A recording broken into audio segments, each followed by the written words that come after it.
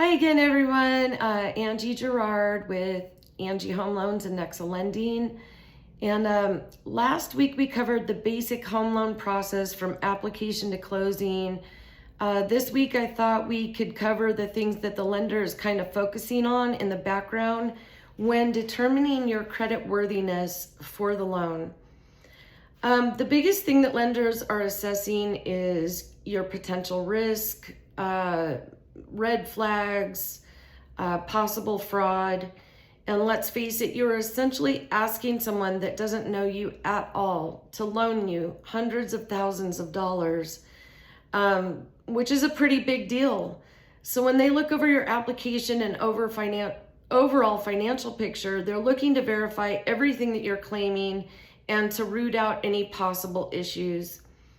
I'm not going to go too super deep into everything yet. Every person and their financial situation is unique. No two borrowers are the same. So let's just go over some of the basics. Number one, identifying information, your name, date of birth, social security number, etc., to verify you are who you say you are.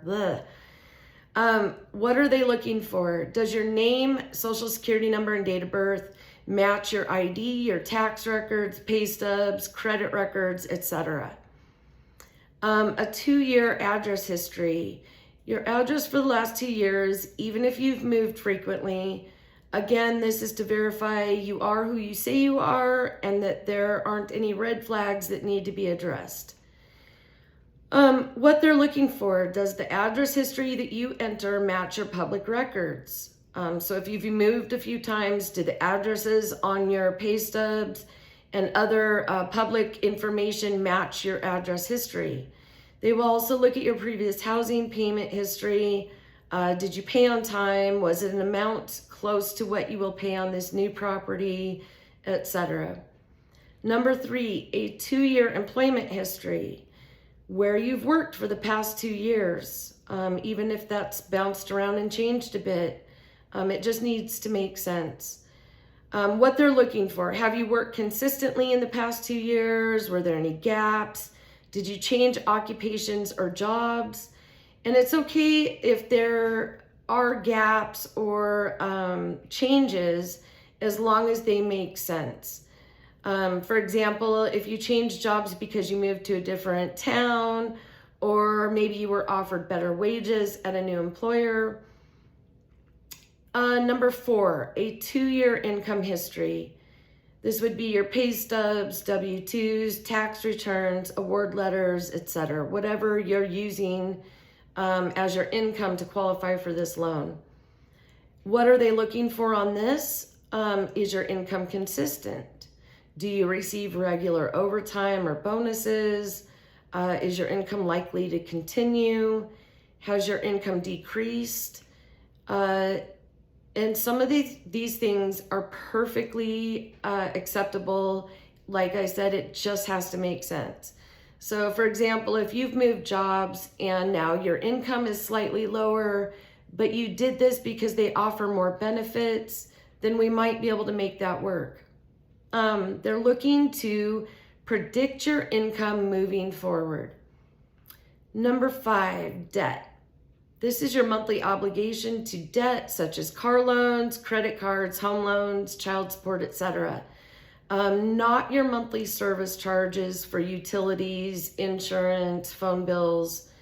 And what they're looking for with this, how much is your monthly outgoing debt?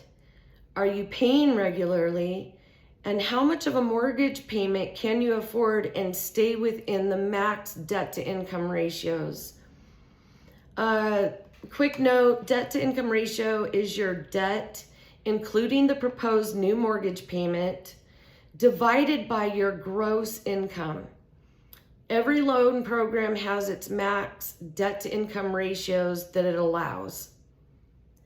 Number 6, assets. This is anything you can use for a down payment, closing costs, reserves, etc.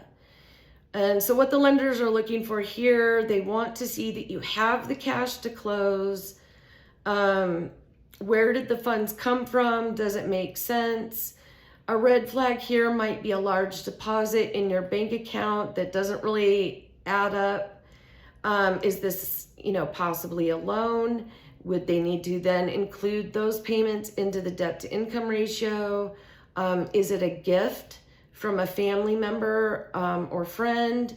If so, then they might need to trace where they received those funds or where those funds came from before they hit your account. Number 7, credit. The credit scores typically pulled are from a tri-merge credit report, which means 3 scores, 1 from each of the credit bureaus, Experian, Equifax, and TransUnion. And the lenders will typically use the middle score. If there are 2 or more borrowers going on the loan, the lenders then will typically use the lower of the 2 or 3 middle scores from however many people are applying. What they're looking for on credit. They're looking at your identifying information. Does it match what you've provided? They're looking at your credit scores. They're looking at your payment history, your debts, collections and derogatories such as bankruptcy, judgments, repossessions, foreclosures, inquiries, anything like that. They will want to take a closer look and see if there's anything that we need to address prior to moving forward. Number 8, demographics.